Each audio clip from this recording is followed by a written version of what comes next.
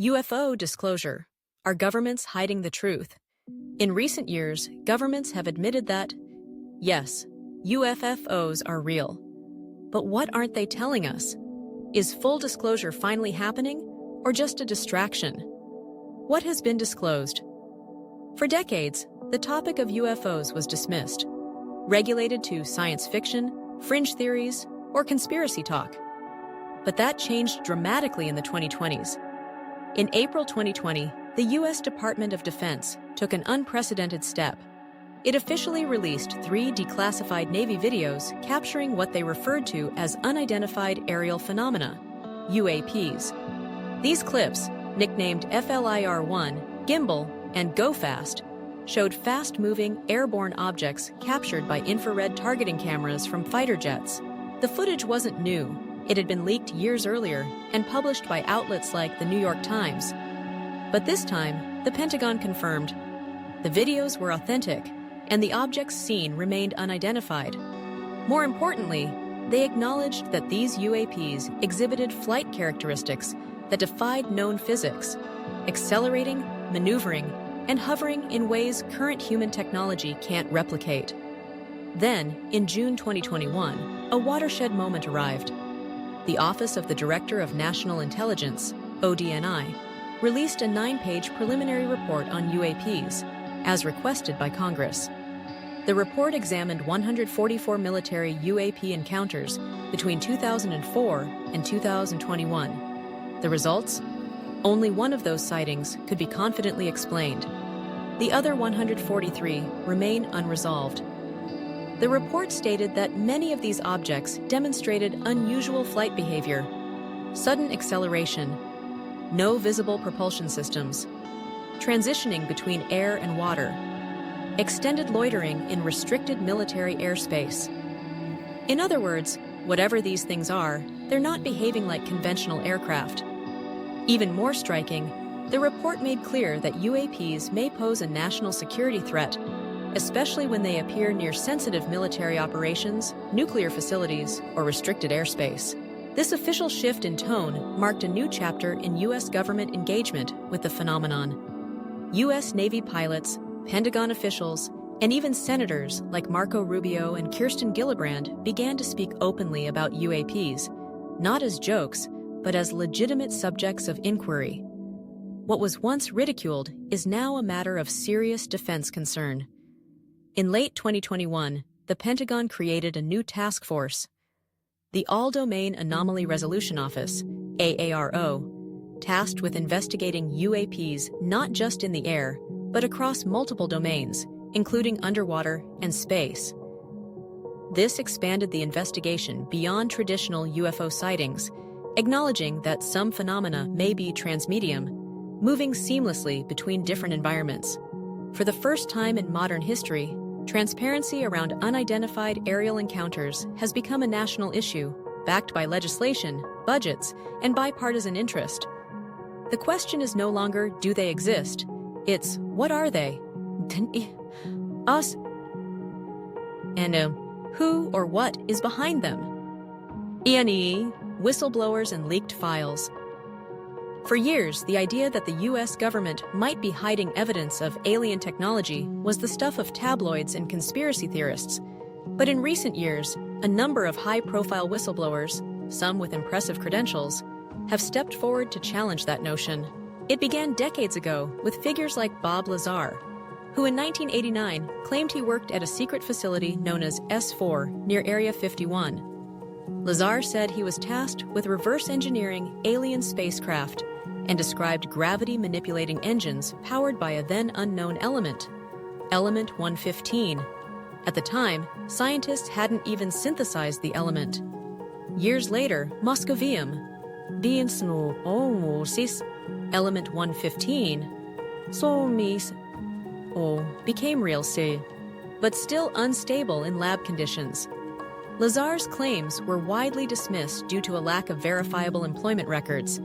But to this day, he has never retracted his story, and many of his descriptions, such as the shape and behavior of the craft, eerily align with what Navy pilots have now captured on video. Fast forward to 2023, and a new name emerges, David Grusch. Grusch is no outsider. A former Air Force intelligence officer, he served as part of the U.S. government's official UAP task force and held high-level security clearances. In sworn testimony before Congress, he stated, under oath, that the U.S. is in possession of intact and partially intact craft of non-human origin. He also claimed, "These retrieval programs have existed for decades. They are being kept from congressional oversight. Some of the materials recovered are not of earthly origin, both in composition and structure. Scientists are working to reverse engineer the technology in highly compartmentalized black budget programs." Grusch said he did not personally see the craft, but was given testimony and documentation from numerous credible insiders across military and intelligence communities. He also filed a whistleblower complaint with the Intelligence Community Inspector General, stating he faced retaliation for trying to expose the information legally. His statements lit up headlines worldwide and reignited the debate. If what he says is true, where's the proof? And that's the central problem. Despite the gravity of these claims, no physical evidence has been made available to the public.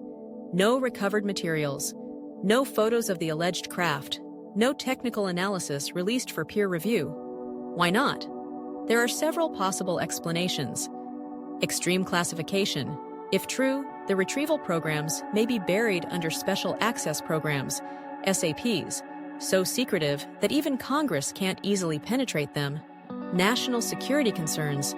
Officials may fear that disclosing this technology, whether human or non-human, could lead to mass disruption, military instability, or a technological arms race. Lack of consensus or internal disagreement. Different agencies may disagree about what's been found, or whether it can even be verified. Some might not want the liability or consequences of making it public. Skeptics argue that without verifiable, testable evidence, these stories remain exactly that, stories. They point out that even credible people can be misled, manipulated, or mistaken. But for believers, the pattern is hard to ignore. The secrecy, the whistleblowers, the corroborating claims across decades. Are these just echoes of a cultural myth? Or are we glimpsing pieces of something far bigger, hidden in plain sight? Possible reasons for secrecy.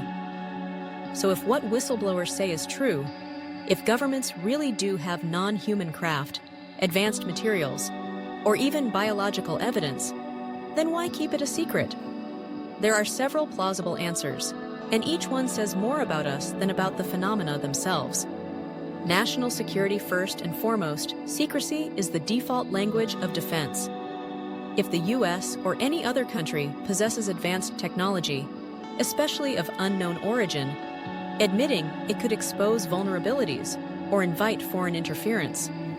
If an object can outperform our best jets or defy radar systems, the military has a duty to figure out how it works before revealing anything. That means time, secrecy, and possibly decades of closed-door research. Technological edge. If any part of these craft can be reverse engineered, it could offer a leap in energy systems, propulsion, or materials science. Think anti-gravity propulsion, zero-point energy, or ultralight, self-healing alloys. In the wrong hands, even fragments of this tech could shift the global balance of power. From a geopolitical standpoint, secrecy isn't just logical, it's essential. Keeping rivals guessing might be as powerful as the tech itself. Public panic or cultural shock. Let's be honest, not everyone would handle the truth well. The idea that we're not alone, or that our governments have been hiding that truth for decades, could shake public trust to its core. Religious belief systems, existential worldviews, and the very notion of what it means to be human could all be thrown into question overnight. That's why some theorists believe disclosure, if it's happening at all, is being done in carefully managed phases, little by little. First, videos of strange objects. Then, official terms like UAP instead of UFO. Then, congressional hearings and whistleblowers. It's a slow burn, a way to acclimate society to a new reality, without the chaos of sudden, total disclosure. But not everyone buys that. Controlled narrative management. Many researchers argue that what we're seeing isn't true transparency, it's narrative control, that governments are releasing just enough to appear open while still keeping the most extraordinary details buried. Why? To maintain plausible deniability, to steer the conversation, or perhaps to divert attention from other secret programs. Some even believe different factions within government may disagree on whether the public should know the full truth, that internal battles over disclosure are still being fought behind closed doors. Or maybe they don't know. And here's the most unsettling possibility of all. Maybe the government doesn't know what's going on either. Maybe these objects aren't alien in the way we imagine. Maybe there's something far stranger, transdimensional, intertemporal, or beyond our understanding of reality altogether. If so, the secrecy might not be about control, but confusion. How do you disclose something you can't explain? Ultimately, the reasons for secrecy may be layered. Part military necessity, part technological greed, part fear of public reaction, and part existential mystery.